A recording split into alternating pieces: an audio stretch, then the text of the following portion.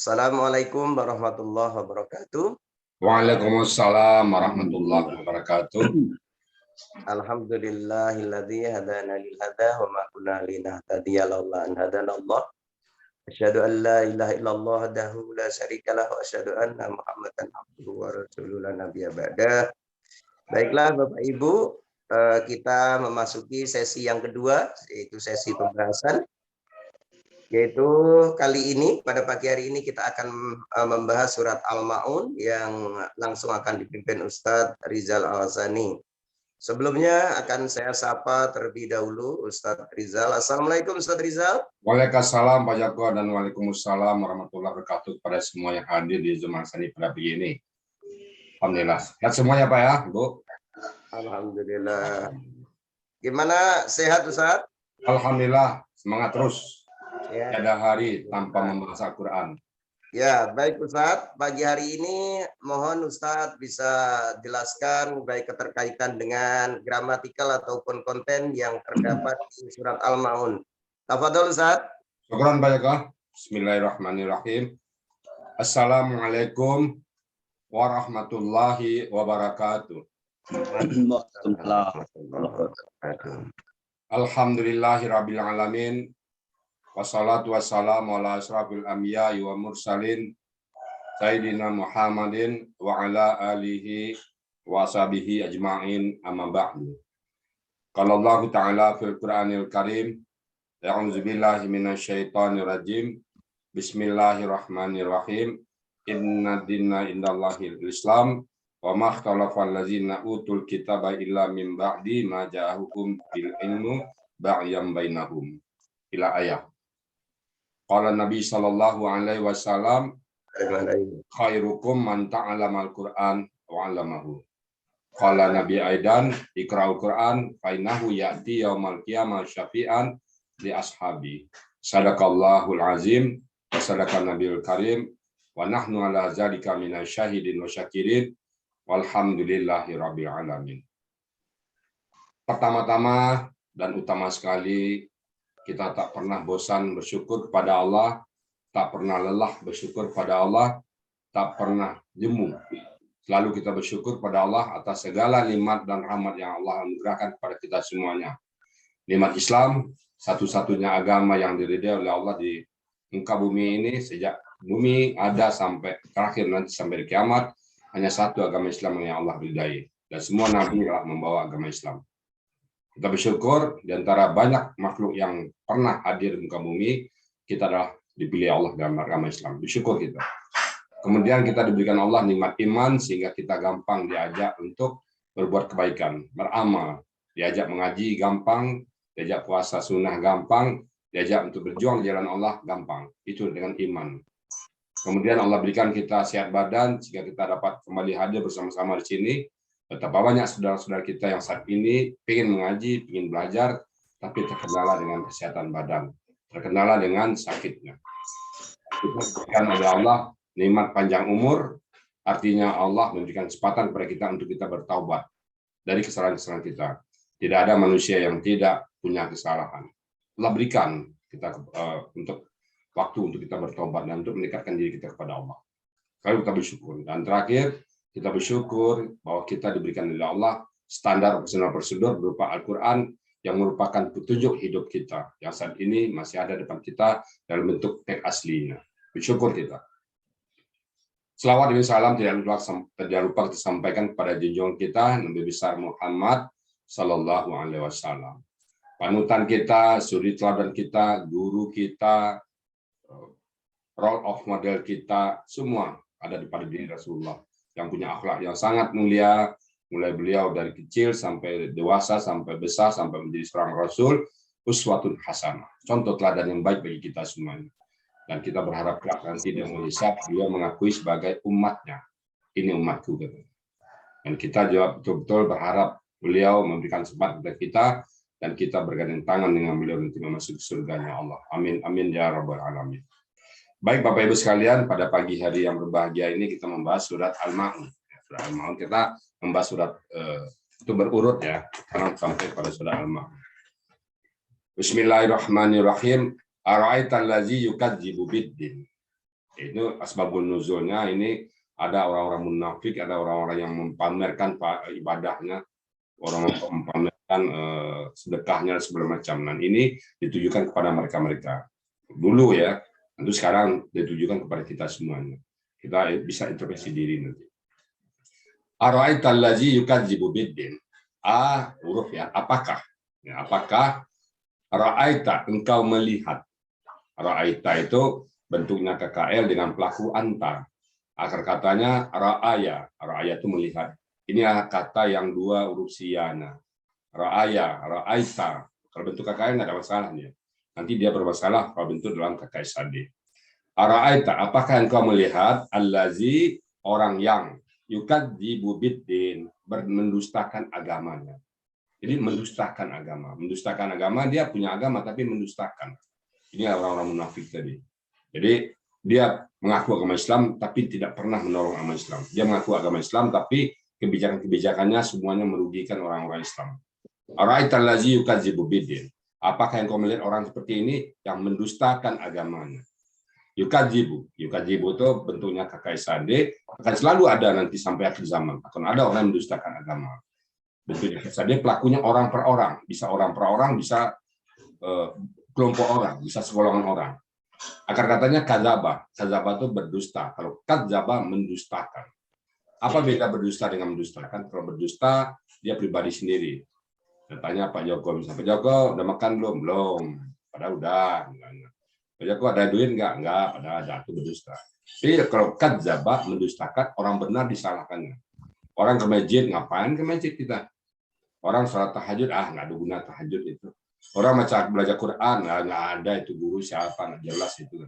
Nggak perlu kita belajar Al-Quran, kita cukup baca tafsirannya. Itu kadzaba, mendustakan kebenaran. Jadi, apakah engkau melihat orang-orang seperti ini? Nah, orang seperti ini dianggap orang pendusta dalam agamanya. Menentang kebenaran. Ara'aital ladzi yukadzibu biddin. Diurai lagi. Ini kan tadi secara umum ya. Orang-orang yang mendustakan agama. Kamu lihat nggak orang seperti ini? Wah, ada banyak di tengah masyarakat sekarang. Nah, bagaimana kriterianya? Fadzalikal ladzi yad'ul yatim. Yaitu demikian orang yang yad'ul, menghardik, membentak. Siapa yang dibentaknya? Al yatim, anak-anak yatim. Nggak sayang dia pada yatim piatu. Benci dia. Apaan bantu yatim piatu? Kepada anak yatim dia nggak suka. Nabi lah orang yang paling kita contoh bagaimana dia sayang anak yatim. Maka Nabi Muhammad itu salah satu gelarnya abal yatim, bapaknya anak-anak yatim. Beliau kalau melihat anak yatim dengan gampang mengatakan, maukah kau Muhammad bagi bapakmu, Aisyah sebagai ibumu, dia gampang mengatakan seperti itu. Kalau kita masih berat. Ya. Lalu beliau bawa pulang. Berikan makanan, berikan pakaian. Beliau kalau jalan, ada anak yatim yang menangis, beliau langsung bawa pulang. Maukah Muhammad bapakmu? Maukah Aisyah ibumu? Sehingga anak-anak saat itu pengen yatim. Saking enaknya dipelihara oleh Rasulullah. Maka beliau bergelar abal yatim. Bapaknya anak yatim. Beliau sayang kepada yatim. Ya, itulah Ramadan kita. Fadzalikal ladzi yad'ul yatim. Orang yang menghardik anak yatim di sini, menghardik itu bukan hanya menghardik, enggak memberikan perhatian. Ada yatim tetangganya cuek dia, memakan tak makan yatim piatu sebelahnya dia cuek. Nah, kriteria ini dianggap pendusta agama, Pak. Bahaya, Pak ya, di hati kita. Kalau ada anak yatim, terutama kerabat kita yang yatim, mohon berikan perhatian kepada mereka. Kalau kita belai rambut anak yatim itu, Pak, itu berguguran dosa kita sebanyak rambutnya itu. Makanya ada banyak yayasan-yayasan penyantun yatim piatu, banyak individu-individu yang suka pada yatim piatu, dan rumah yang paling bagus katanya rumah di mana ada anak yatim dipelihara. Bapak kalau rumah Bapak punya berkah, pelihara anak yatim di situ. Katakan kalau misalnya selama ini misalnya ya kita di rumah ini kok nggak ada berkahnya, kenapa udah ambil cari anak yatim satu taruh di rumah, insya Allah berkah rumahnya. Sebaik-baik rumah daerah situ ada anak yatim. Fadzalikal ladzi yad'ul yatim, yaitu orang yang menghardik anak yatim, yang cuek terhadap anak yatim, dianggap pendusta agama, dianggap bohong dalam agama. Kemudian wala yahuddu ala ta'amil miskin. Wala dan tidak yahuddu, mereka menganjurkan, dia menganjurkan ala ta'amil miskin, atas memberikan makan orang-orang miskin. Orang miskin dia bukan yatim tapi miskin. Cuek juga dia, tetangganya makan, dia nggak peduli. Mau makan, mau kagak, saya nggak peduli. Dia tidur dengan kenyang, tetangganya malah 3 hari udah nggak makan. Nah, ternyata mengajak orang miskin makan bagian dari agama kita. Maka dulu sahabat-sahabat itu Pak sering mengajak makan pulang. Bahkan Nabi Ibrahim Pak, kalau dia nggak ada teman makan, ya makan dia. Dia selalu mencari teman-teman makan.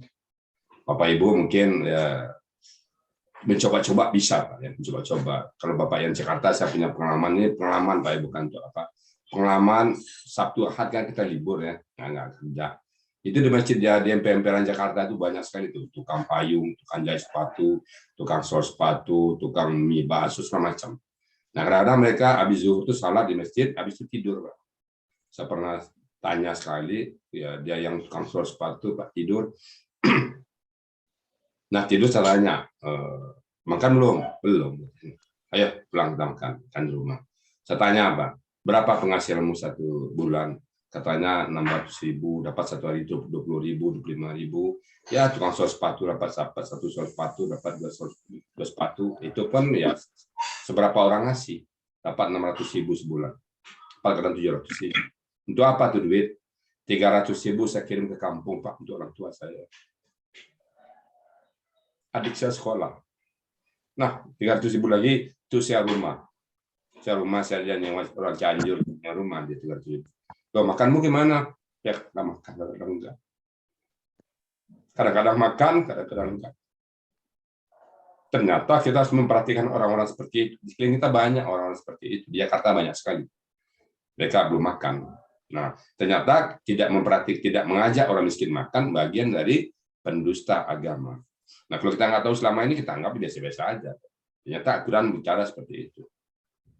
Bapak mungkin pergi ke rumah makan. Saya beri sering contoh. Bapak pergi ke rumah makan, depan tuh banyak pengemis, Pak. Banyak pengemis.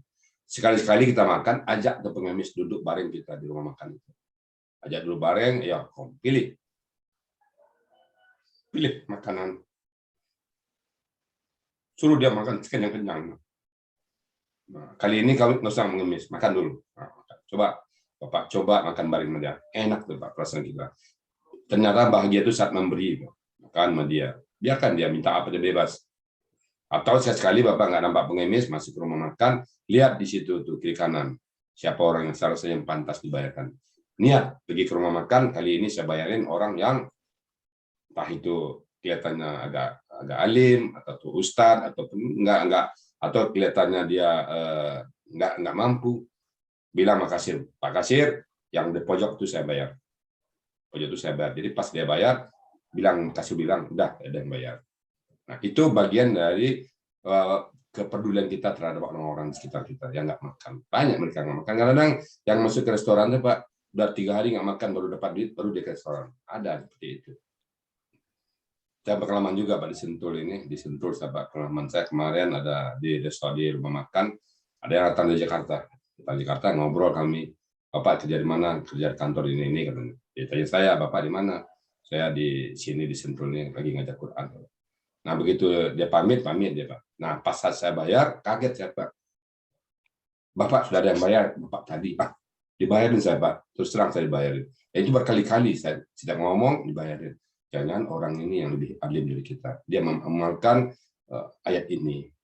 Nggak tahu kita Pak, sering itu saya di Sentul ini setiap ngomong sama orang, tadi di Jakarta dia pegawai masih aktif, ngomong dikit, dia pamit, pas kita mau bayar Pak, udah ada yang bayar. Itu berkali-kali itu. Itu mungkin dia mengamalkan ayat ini. Nah, Bapak-bapak, Ibu-ibu coba juga sesekali seperti itu. Pergi ke restoran, kalau Bapak biasa makan restoran, sekali-sekali lihat mana nih yang pantas saya bayarkan. Yang rada-rada maaf nggak mungkin yang coba camping yang masuk, atau yang kelihatannya agak kere atau gimana, atau ada yang masuk kayak ustadz, nah Bapak bayarin. Bukan saya diminta begitu, tapi itu untuk mengamalkan. Dia niat ikhlas lihat dan niatkan. Kenapa? Wala yahudu ala ta'am miskin. Orang yang tidak pernah menganjurkan makan orang miskin, diam aja dia, cuek dia. Banyak sekali zaman sekarang Pak kena COVID, banyak orang miskin Pak. Banyak yang miskin, banyak orang yang nggak makan Pak. Saya nemukan satu keluarga udahlah COVID, isoma, nggak kerja, tapi nggak tahu menerima makan. Ada. Nah, makanya kita alasan ini punya program Al-Sani Peduli. Kita peduli, Pak. Kita sudah banyak komunitas kita sudah ratusan, bahkan kita sudah punya anggota sekarang 500 lebih, 600. Kalau dikumpulin dari Kopda dulu udah ribuan, Pak. Sekarang yang tergabung dalam Al-Sani yang di grup ada 500 lebih. Kita sudah komuniti besar, tambah lagi dengan MKSPP sekarang. Bertambah besar kita. Rasanya kita bisa berbuat sesuatu dan mengamalkan ini. Kita peduli kepada lingkungan kita. Kita peduli kepada orang-orang yang makan. Karena satu saat kita kenyang tidur, Pak, ada orang di tetangga kita 40 rumah dari kita kelaparan, kita diminta pertanggungjawaban, Pak.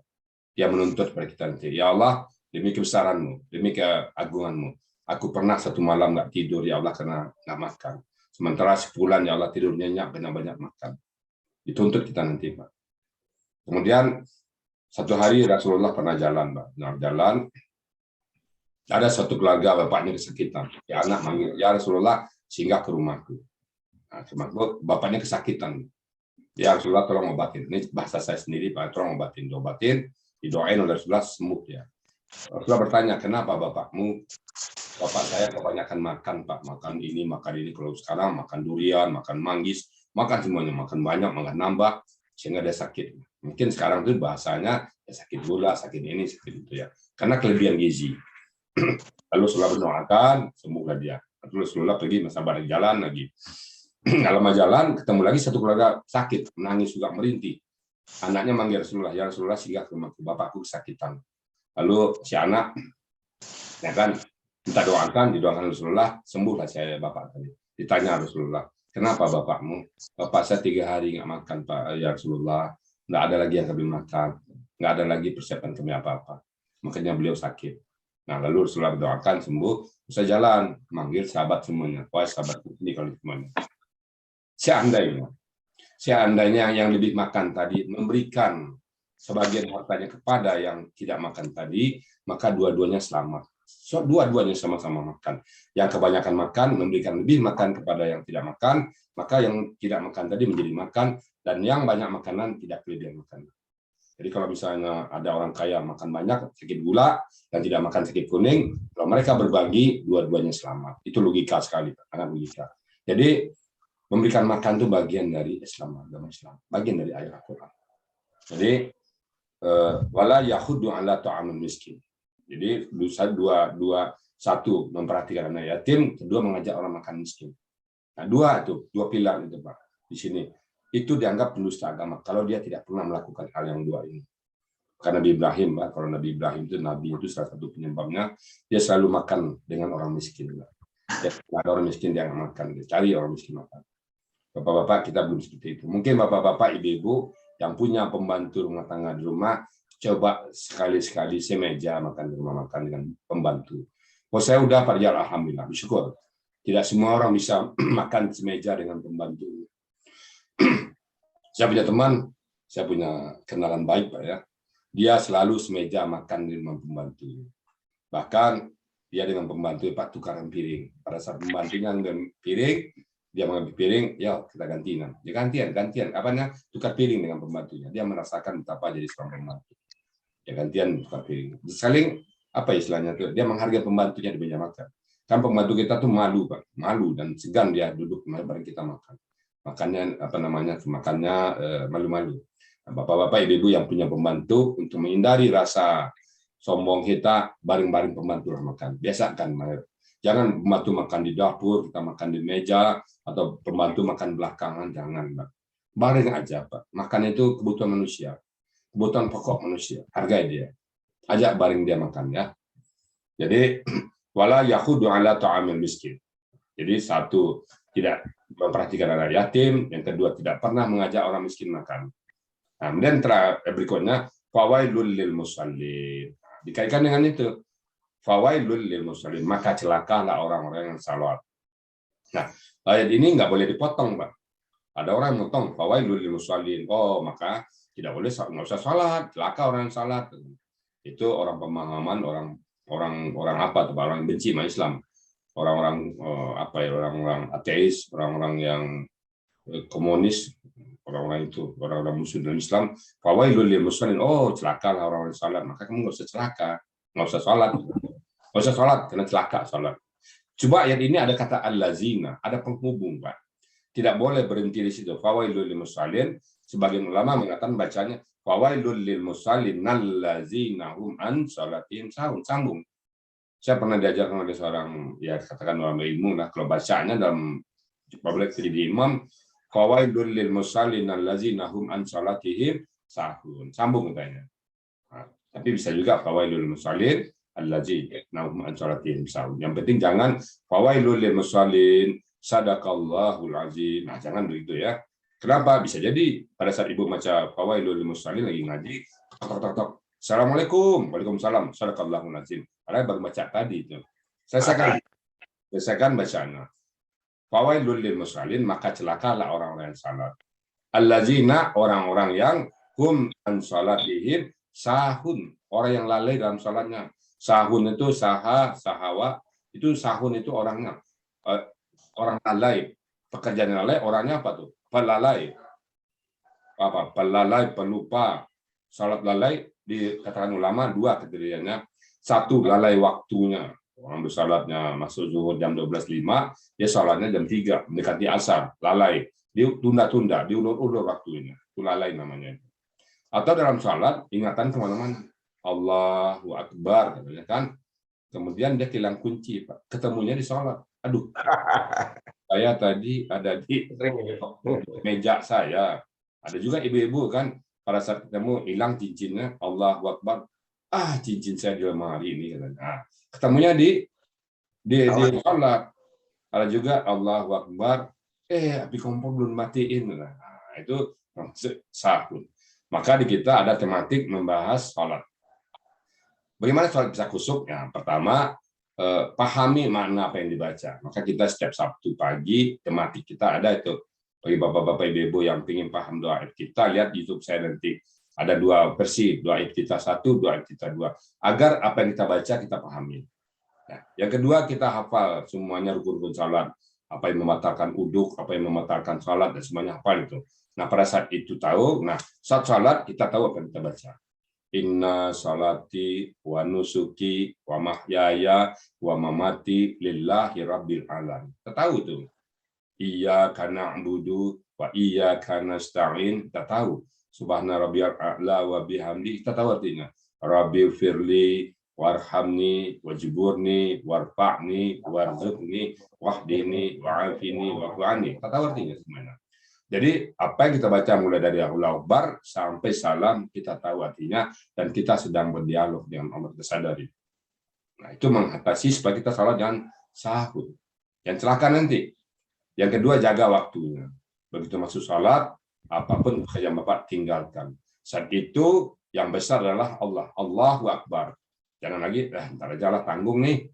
Lagi kerjaan ini, lagi rapat, bapak-bapak yang rapat, tanggung nih, rapat, lagi lah. Paling 10 menit, nggak taunya rapat yang panjang. Atau sedang banyak dagangan, jual beli, sedang marak-maraknya jual beli, hati-hati. Atau sedang banyak-banyaknya tamu, hati-hati. Jadi jangan semasuk sahun kita nanti. Fawailul lil musallin, maka celakalah orang yang salat, yaitu allazina hum an salatihim sahun, yang lalai dalam salatnya. Lalai rakaatnya. Ini rakaat kedua apa ketiga ya? Nah, ada juga begitu kan. Ini udah keempat, perasaannya udah keempat. Atau perasaan saya ini tadi tahiyat awal enggak? Nah, hati-hati Bapak Ibu semuanya ya. Betul-betul Bapak Ibu semuanya yakin ya. Atau salat khusyuk. Nah, salat khusyuk, pahamin bagaimana fardunya, mana yang syarat dan rukun. Pahami semuanya itu. Mana yang membatalkan salat, mana yang membatalkan uduk, mana yang rukun-rukun salat. Kemudian pahami apa yang dibaca. Nah, pahami yang dibaca, lindungnya dari kita. Kita ada insyaallah di sini. Dengan gramatikal Al-Quran Mutlaqil Rasani, bapak-bapak, ibu-ibu bisa memahami apa yang Bapak baca nanti. Kemudian berikut ayatnya, allazina hum salatihim sahun, allazina hum yura'un. Atau orang-orang yang mereka tuh yura'un, memperlihatkan ibadahnya. Dia. Kalau ada orang kiri kanan yang pejabat, dia sholatnya khusyuk. Allahu Akbar. Nah, ada mertuanya, salat dia. Allahu Akbar. Khusyuk dia salat. Ada orang yang melihat, ada masuk TV, di sholat di TV dia. Ini orang-orang yang ria. Celaka orang-orang yang ria. Nggak ada guna amal ibadahnya ria. Dia beramal karena sesuatu. Maka innamal a'malu binniyat. Sesungguhnya amal itu dengan niat. Ada ibadah yang kecil, tapi karena niatnya benar jadi besar dia. Ada amal yang besar, tapi karena niatnya salah jadi dosa. Saya nanti berpidato depan gubernur berapi-api agar dipilih oleh gubernur sebagai kepala dinas. Saya keluarkan semua kemampuan saya agar tujuannya jadi kepala dinas. Nah, itu bahaya. Kita beribadah semata-mata karena Allah, semata-mata ikhlas. Juga kita belajar Quran ini semata-mata mencari ridha Allah, tidak mencari apapun. Jadi orang yang ria itu orang yang memamerkan ibadah agar dipuji orang, agar disanjung orang. Oh, Syanu hebat. Wah, betul-betul hebat. Dia kalau bicara sumbang, waduh 5 miliar yang nyumbang. Dia, masuk TV kemarin terkenal dia. Tapi tujuannya untuk dipuji orang. Tapi kalau tujuan untuk dakwahnya beda-beda juga nih Pak. Tujuannya untuk dakwah, biar lain mengikuti apa? Nyumbang Pak Haji Helmi Edianto, harapan Pak Helmi itu biar lain ikutin. Dianya kita yang tahu Pak. Makanya banyak orang yang berhijrah tapi nggak dapat apa-apa. Orang yang berhijrah itu sesuai dengan niatnya. Ada orang berhijrah niatnya karena perempuan, ingin mengambil perempuan, ya itulah dapat dia. Ada yang karena nagih hutang, hijrah, sahabat hijrah, dia hijrah juga. Tapi tujuannya nagih hutang pada sebulan. Nanti hutang sebulan kalau saya nggak hijrah, hutang saya nggak tertagih. Atau dia hijrah karena ingin kawin dengan si pacarnya, itu juga. Itu yang didapat. Sebaliknya, ada orang nggak ikut hijrah tapi dapat pahala hijrah. Kenapa? Dia pengen hijrah tapi tertahan karena kesehatan badan, kadang nggak mampu pergi hijrah. Dia pengen hijrah, tapi nggak mampu karena kesehatan badan. Jadi Nabi anggap itu hijrah. Jadi niat kita. Ada orang yang bapak-bapak, ibu-ibu baca Quran misalnya kan, ya Allah mudahkan aku dengan Quran ini. Ya Allah kan kamu mengatakan mudahkan aku ya Allah. Aku ingin paham Quran ya Allah. Andai kata Bapak besok meninggal, andai kata nih, baru belajar satu alif saja baru meninggal besok, bisa harapan Allah bangunkan dari kubur, malaikat bangunkan di dalam kubur, wahai Pak Nasruddin yang paham Quran. Bisa begitu Pak. Kita bingung kan, loh kan saya baru sekali belajar Quran, kok dianggap paham? Iya, kamu memang sekali, kamu belum tahu apa-apa tentang Quran. Tapi karena niat ikhlas mau belajar Quran semata-mata karena Allah, maka Allah lengkapkan, Allah sempurnakan niatmu itu, sehingga kau dianggap paham Quran. Masya Allah. Luar biasa, Pak. Walaupun sekali belajar. Tapi karena niat kita tulus, kita dianggap paham Quran. Ada juga orang yang pergi haji, kan pengen pergi haji, duit nggak ada. Tapi dia mulai menabung. Menabung 5.000 sebulan, 10.000 sebulan. Bulan ketiga meninggal. Belum sempat pergi haji dia. Saya dibangunkan malaikat, ya Pak Haji, bangun Pak Haji. Dia bingung. Saya kan belum pergi haji. Kamu memang pergi haji. Tapi niatmu, ikhlas, kamu sudah mulai menabung, sudah mulai menata, sudah mulai melangkah selangkah saja, Allah sempurnakan. Jadi bapak-bapak yang hadir di sini bisa jadi dipanggil semua orang paham Quran. Bisa saya lebih paham dari saya. Karena saya mungkin jadi ada niat yang macam-macam. Tapi bapak ikhlas semuanya. Bapak dibangun oleh malaikat dalam kubur nanti. Wahai Pak Ilmi yang paham Quran. Wahai Bu Meli yang paham Quran. Ibu Syarifah yang paham Quran. Ya kenapa saya baru paham Quran dipanggil? Kan saya belum tahu KKL. Saya mencari KKL masih sulit. Buka kamusnya masih belentang-belentong, kata bapak kan. Hai Pak Heru yang paham Quran, kata malaikat. Ya malaikat, saya kan masih susah cari akar kata. Iya, kamu memang masih susah cari akar kata. Saya tahu, kamu tuh masih susah mencari pola. Saya tahu, kamu masih susah mencari arti. Tetapi dengan rahmatnya Allah, dengan kebesaran keagungan Allah, Allah sempurnakan. Karena niatmu benar, maka kau dianggap paham Quran. Allah berikan semua pemahaman kepada kita saat itu. Oh iya, terasa Bapak Ibu paham. Jadi itu pengaruh niat. Jadi masuk ke kita betul-betul pesan niat lillahi ta'ala. Karena nggak apa-apa. Niat kita kena bukan untuk dipuji orang, untuk cari mantu, atau ingin mendapatkan dunia. Enggak. Ya, jadi orang yang nggak ria. Lawan ria apa? Ikhlas semata-mata lillahi ta'ala. Maka 5 pilar alasan ini pertama adalah pasang niat. Kita tidak cari apapun. Orang yang aktif, belajar Quran dulu lah, sebab tahu nanti direksi tahu saya itu saya udah mantap Al-Quran, diangkat jadi manajer atau diangkat atau kepala dinas, nanti kalau saya belajar, siapa tahu diangkat jadi kepala sekolah, nggak perlu. Itu di mata Allah nggak ada apa-apanya semua. Semua aksesoris dunia di mata Allah nggak lebih dari sebuah sayap nyamuk. Semuanya rendah. Semata-mata kita mencari ridha Allah. Itu yang paling mahal sekarang. Jadi allazina hum yura'un, orang yang lalai, itu orang yang lihat lalai, celaka dia nanti. Kemudian yang berikutnya wayamna'unal ma'u. Wayam nauna kakak isade, lakunya hum, mereka mana'atu mencegah, melarang. Dan mereka melarang al-ma'un dari harta-harta yang berguna. Al-ma'un itu termasuk perkakas rumah tangga, obeng, tang, lemari, gergaji, mobil, ceret, dan segala macamnya. Bapak-bapak, ibu-ibu pernah orang tetangga minjam, Assalamualaikum, Waalaikumsalam. Pak, pinjam gergaji, Pak, kata orang ke Pak Elmi. Pak Elmi ada gergaji, karena dia ngelihat gergaji dulu. Oh, nggak ada, aku rusak, Pak. Nggak ada gergaji. Nah, kecewa dia pulang. Nah, ini termasuk, Pak. Jadi kalau ada tetangga minjam gergaji, minjam obeng, minjam apa, pinjamin aja, Pak. Nggak bisa ditahan-tahan. Ya. Karena ini wayam naun orang yang mencegah orang-orang menggunakan harta bendanya. Dulu kalau kami waktu kecil-kecil, Pak, wah hebat sekali. Pinjam kuku kerambi ya Pak ini, pinjam kuku kelapa, padu kelapa, pinjam ke tetangga, ada minjam padu itu lagi kan, kadang-kadang dia mau bikin kue, minjam, ada minjam obeng, ada minjam panoko, minjam gergaji, pinjam motor, termasuk minjam motor. Pak. Kalau Bapak nggak pakai motor di rumah, ada tetangga minjam motor. Mau nggak kita minjam motor kita? Takut nanti ditabarakan lah. Atau pinjam mobil. Bu, pinjam mobil, Bu. Nggak ada keperluan ini nggak punya mobil kan, yakin saya berpikir 2 kali kita mobil ini tabrakan gimana ini, bensinnya nanti gimana pulangnya. Nah ini termasuk peran melarang. Kalau kita nggak, ada juga saya dulu pernah tuh ya, minjam mobil orang, dia nggak pakai Pak, kita tanya bisa Pak mau jalan nggak jauh, dia tahu kita minjam, oh iya mau jalan, padahal dia nggak jalan Pak, dia hanya untuk menghalang kita minjam. Jadi ada juga orang sebaliknya Pak. Dia mau ke kantor, saya ketemu orangnya, Pak. Dia mau ke kantor. Dia melihat tetangganya ada kemalangan, Pak, meninggal. Dan dia mobil. Dia dengan rela hati, Pak, jalan kaki ke kantor. Dia serahkan mobilnya ke tetangganya. Pak Sunardi, ini mobil saya pakailah, Bapak. Kemalangan pasti ada yang Bapak perlu mobil, entah membeli kapan, entah membeli kapas, entah membeli apa, pakai mobil saya. Bapak pakai apa ke kantor? Saya jalan kaki aja. Ketemu saya orang itu, Nah. Dia mobil mewahnya itu kayak Mercy, tinggalnya aja, silakan pakai. Nah ini termasuk orang yang mengamalkan ini. Dia nggak ingin celaka. Pergi dia, yang kaki dia pergi.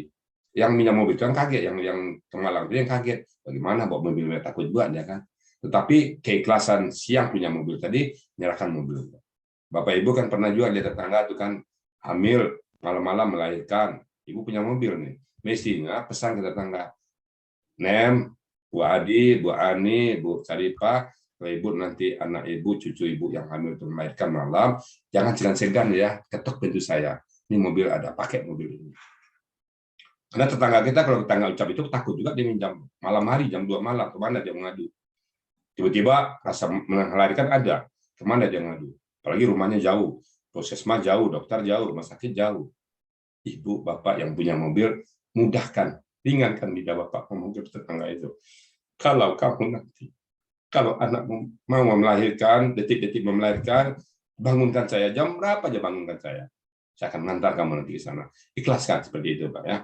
Jadi kita biar harta-harta yang kita punya dimanfaatkan orang banyak. Kan Allah katakan, wa mimma razaqna, yang kami berikan rezeki. Allah saja mengatakan kami berikan rezeki. Masa kita mengatakan aku terima? Ya kami terima. Maka dalam orang di surga itu mengatakan ruzikna, kami terima ya Allah. Bukan aku terima. Apa beda kami terima dan aku terima? Kalau kami terima, bareng-bareng makainya. Kalau aku terima, aku sendiri. Nggak boleh orang lain. Rumahku, rumahku, rumahmu, rumahmu. Mobilku, mobilku, mobilmu, mobilmu. Nggak boleh kamu naik mobil saya. Rusak mobil saya nanti. Jadi, Bapak Ibu sekalian, masalah harta, ya manfaatkan sebanyak-banyak untuk orang lain. Ya kalau Bapak pergi ke kantor, saya pernah melihat orang, Pak.